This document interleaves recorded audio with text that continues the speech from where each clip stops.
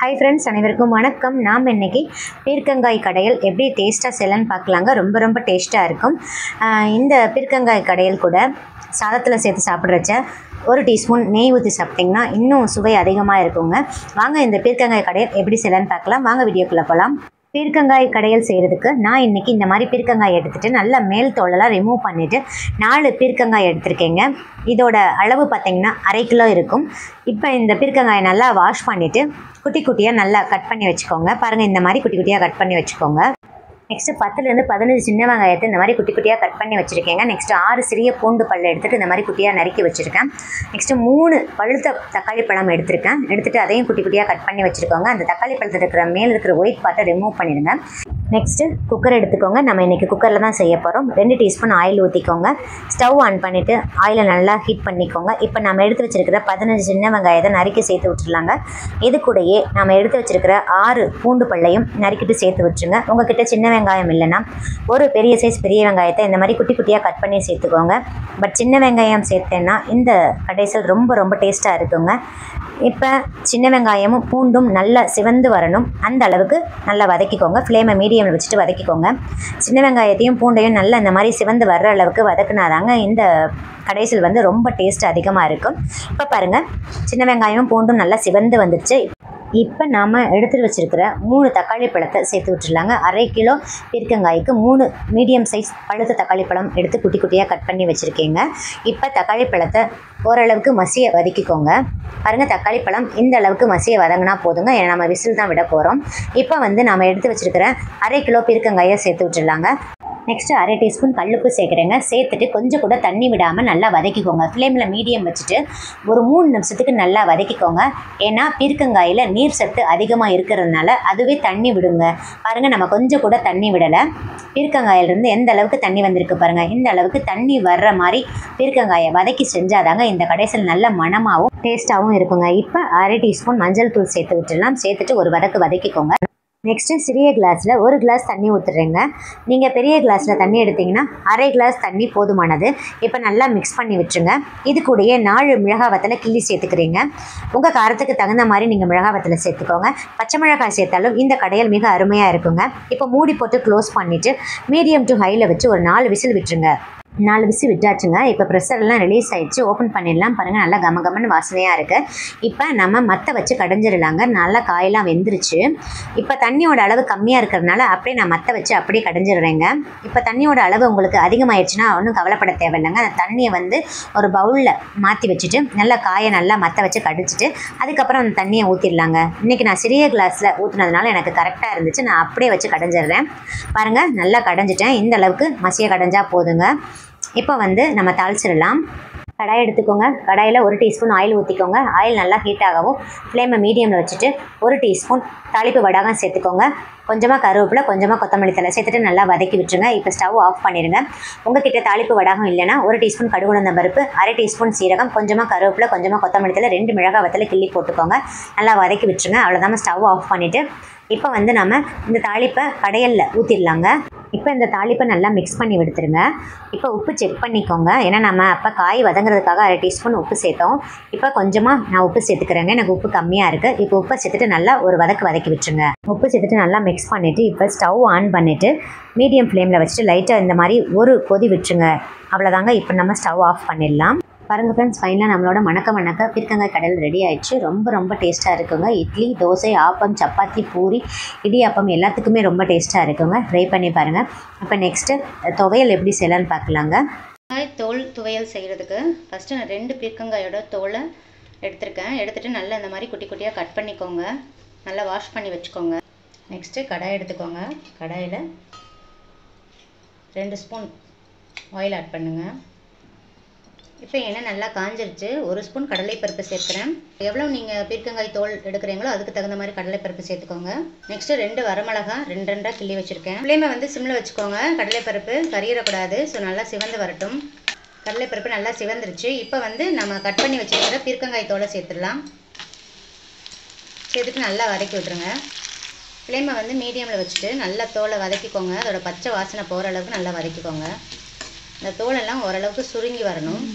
பாருங்கள், இப்போ நம்ம அந்த பீர்க்கங்காய் தோலெல்லாம் நல்லா சுருங்கிருச்சு. இந்த அளவுக்கு நல்லா வதக்கிக்கோங்க. இப்போ வந்து சின்ன அரை நெல்லிக்காய் அளவு புளி சேர்க்குறேன், அதையும் சேர்த்து வதக்கிக்கோங்க. நான் இன்றைக்கி 2 பீர்க்கங்காயோட தோல் எடுத்திருக்கேன். ஸோ அதுக்கு தகுந்த மாதிரி புளி சேர்த்துருக்கேன்.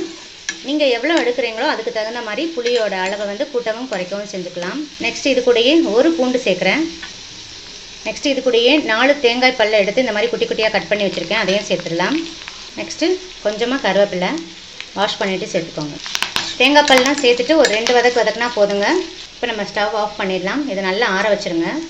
நல்லா ஆறிச்சு. இதை நம்ம மிக்சியில் போட்டு அரைச்சிட்டு வந்துடலாம். நம்ம ஏற்கனவே பீர்க்கங்காய் தோல் வதக்கினா எண்ணெயே இருக்குது, அதில் ஒரு அரை ஸ்பூன் எண்ணெய் சேர்த்துக்கோங்க. எண்ணெய் நல்லா காஞ்சிருச்சு. நான் 1/4 ஸ்பூன் கடுகு சேர்க்குறேன், அரை ஸ்பூன் உளுந்து சேர்க்குறேன், கொஞ்சமாக சீரகம் சேர்க்குறேன். கடுகு நல்லா பொரிஞ்சு உளுந்து நல்லா சிவந்து வரட்டும். உளுந்து நல்லா சிவந்துருச்சு. இது கூடயே கொஞ்சமாக கருவேப்பிலை சேர்த்துக்கோங்க. சேர்த்துட்டு நான் ஆல்ரெடி மிக்சியில் அரைச்சிட்டு வந்தேன் பார்த்தீங்களா, கொஞ்சமாக தண்ணி ஊற்றி துவையல் மாதிரி அரைச்சிக்கோங்க. பாருங்கள், இந்த மாதிரி அரைச்சிக்கோங்க. ரொம்ப வலுவலுன்னு அரைக்க வேண்டாம், இந்த அளவுக்கு அரைச்சிக்கோங்க. மிக்சி ஜாரில் வந்து கொஞ்சமாக தண்ணி ஊற்றிக்கோங்க, ரொம்ப தண்ணி ஊற்றிட வேணாம். மிக்சி ஜாரையும் நல்லா வாஷ் பண்ணி ஊற்றிக்கோங்க. ஏன்னா இது சட்னி கிடையாது, துவையல் மாதிரி செய்கிறதுனால கெட்டியாக தான் இருக்கணும். நல்லா மிக்ஸ் பண்ணிக்கோங்க. ஆல்ரெடி வதக்குறதுனால நிறைய நேரம் வதக்க தேவையில்லை, ஒரு நிமிஷம் வதக்குனா போதும். இப்போ வந்து உப்பு செக் பண்ணிக்கோங்க. நான் ஏற்கனவே மிக்சியில் வந்து கல்லுப்பு சேர்த்து தான் அரைச்சேன். இப்போ வந்து தேவைன்னா நீங்கள் ஆட் பண்ணிக்கலாம். ஒரு நிமிஷம் வதக்குனா போதுங்க. இந்த மாதிரி நல்லா திரண்டு வரும். இப்போ நம்ம ஸ்டவ் ஆஃப் பண்ணிடலாம். பாருங்கள் ஃப்ரெண்ட்ஸ், ஃபைனலாக நம்மளோட பீர்க்கங்காய் தோல் துவல் ரெடி ஆயிடுச்சு. ரொம்ப ரொம்ப டேஸ்ட்டாக இருக்குங்க. இது பீர்க்கங்காயோட தோலில் தான் செஞ்சுருக்கோம்னு யாருக்கும் கண்டுபிடிக்க முடியாதுங்க, அந்தளவுக்கு டேஸ்ட்டாக இருக்கும். ஸோ தோல்லையும் ரொம்ப சத்துக்கள் இருக்குங்க. ஸோ பீர்க்கங்காயோட தோலையும் வேஸ்ட் பண்ணக்கூடாது அப்படின்றதுக்காண்டி தாங்க இந்த வீடியோ நான் ஷேர் பண்ணியிருக்கேன். இப்போ நெக்ஸ்ட்டு ரெசிபி பார்த்துடலாங்க. நெக்ஸ்ட்டு வந்து பாசிப்பருப்பு கடையில் எப்படி செய்யலான்னு பார்க்கலாங்க. பாசிப்பருப்பு கடையில் வந்து கொஞ்சம் கூட வளவளப்பு தன்மை இல்லாமல் நல்ல கமகமான வாசனையோட எப்படி செய்யலான்னு பார்க்கலாங்க. நான் சொல்கிற ஸ்டைலில் செஞ்சு பாருங்கள், ரொம்ப டேஸ்ட்டாக இருக்கும். பாசிப்பருப்பு வந்து நல்ல உடம்புக்கு குளிர்ச்சியை தரும்.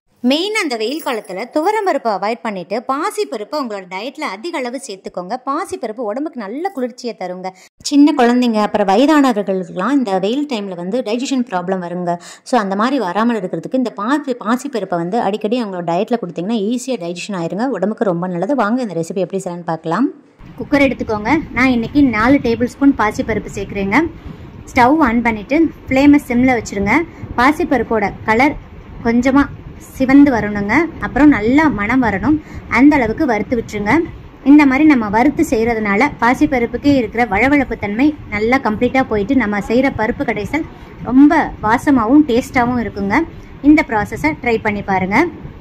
இப்போ பாருங்கள், வீடியோவில் காமிக்கிற மாதிரி இந்த அளவுக்கு நல்லா சிவந்து வந்தால் போதுங்க. நல்லா மணம் வருது. இப்போ ஸ்டவ் ஆஃப் பண்ணிவிட்டு இதை ஒரு பவுலுக்கு மாற்றிட்டு ஒரு 2 டைம் நல்லா வாஷ் பண்ணிடுங்க. நெக்ஸ்ட்டு குக்கர் எடுத்துக்கோங்க. நம்ம வறுத்து கழுவி வச்சுருந்தா பாசிப்பருப்பை இதில் சேர்த்து விட்டுருங்க. ஒரு மீடியம் சைஸ் தக்காளியை 4 கட் பண்ணி சேர்க்குறேங்க. ஒரு மிளகாய் வத்தலை 2 கட் பண்ணி சேர்த்துருக்கேன். உங்கள் காரத்துக்கு தகுந்த மாதிரி மிளகாய் வத்தலை சேர்த்துக்கோங்க. பாசிப்பருப்பு மூழ்கிற அளவுக்கு தண்ணி சேர்த்து விட்டுருங்க. இப்போ 1 டேபிள் ஸ்பூன் நல்லெண்ணெய் சேர்க்குறேங்க. நீங்கள் எந்த குக்கிங் ஆயில் வேணால் சேர்த்துக்கலாம். இப்போ 2 பெரிய சைஸ் வெள்ளைப்பூடை தோலெல்லாம் உரிச்சிட்டு அதில் சேர்த்து விட்டுருங்க. இப்போ மூடி போட்டு க்ளோஸ் பண்ணி ஹை ஃப்ளேமில் வச்சு 4 விசில் விட்டுருங்க. பாசிப்பருப்பு நல்லா மலர்ந்து வெந்துருங்க.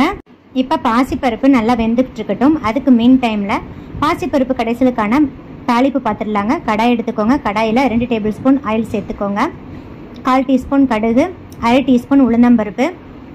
கடுகு வெடித்து உளுந்து நல்லா சிவந்து வரட்டும்.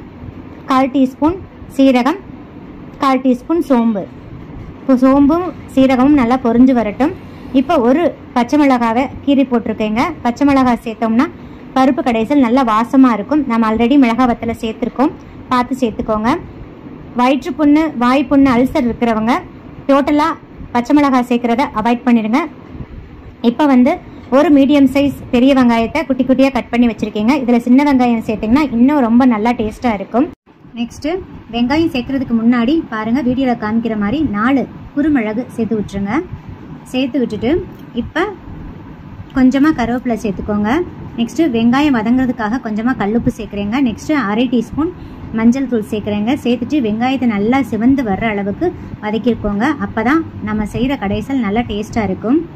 பாருங்கள், வெங்காயத்தை இந்த அளவுக்கு நல்லா சிவக்கு வதக்கிக்கோங்க. அப்போ தான் பாசிப்பருப்பு கடைசல் நல்லா டேஸ்ட்டாக இருக்கும். நெக்ஸ்ட்டு பாருங்கள், ப்ரெஷர் எல்லாம் ரிலீஸ் ஆயிடுச்சுங்க. இப்போ நான் ஓப்பன் பண்ணிடலாம். பாருங்கள், பாசிப்பருப்பு நல்லா மலர்ந்து வெந்துருச்சுங்க. சில பிராண்டை பொறுத்து பாசிப்பருப்போட குக்கிங் டைம் வேரி ஆகலாம். உங்களுக்கு வேகாத மாதிரி இருந்துச்சுன்னா இன்னொரு 2 விசில் எக்ஸ்ட்ரா விட்டுக்கோங்க. இப்போ வந்து கரண்டியை யூஸ் பண்ணி நல்லா இந்த மாதிரி கிண்டி விட்டுருங்க. உங்ககிட்ட மத்து இருந்தாலும் மத்தை வச்சு நல்லா அப்படியே கிண்டி விட்டுருங்க. ரொம்ப மசிய கிண்டணும்னு அவசியம் இல்லைங்க. பாசிப்பருப்பு அங்கனங்கன கொஞ்சம் தெரிகிற மாதிரி இருந்தால் போதும். பாருங்கள், இந்த அளவுக்கு கிண்டிக்கோங்க. இப்போ வந்து தாளிப்பை சேர்த்து விட்டுடலாம். தாளிப்பை சேர்த்துட்டு நல்லா 2 கிண்டு கிண்டிக்கோங்க. நல்லா வதக்கிட்டு இப்போ அரை கிளாஸ் தண்ணி ஊற்றிக்கோங்க.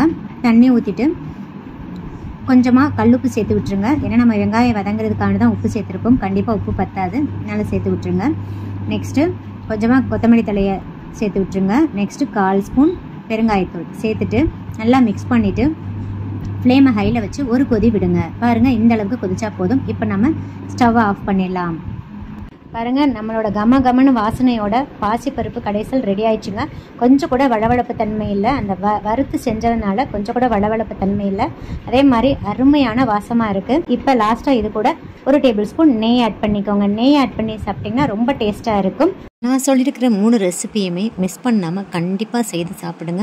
இந்த வெயில் காலத்தில் இந்த ரெசிபிலாம் உடம்புக்கு ரொம்ப நல்லதுங்க. ஈஸியாகவும் செஞ்சிடலாம். ஸோ இந்த வீடியோ உங்களுக்கு மிகவும் பயனுள்ளதாக இருக்கும்னு நினைக்கிறேங்க. இந்த வீடியோ பிடிச்சிருந்தால் லைக், ஷேர், கமெண்ட் பண்ணுங்கள். மறக்காமல் சப்ஸ்கிரைப் பண்ணுங்கள். நன்றி, வணக்கம்.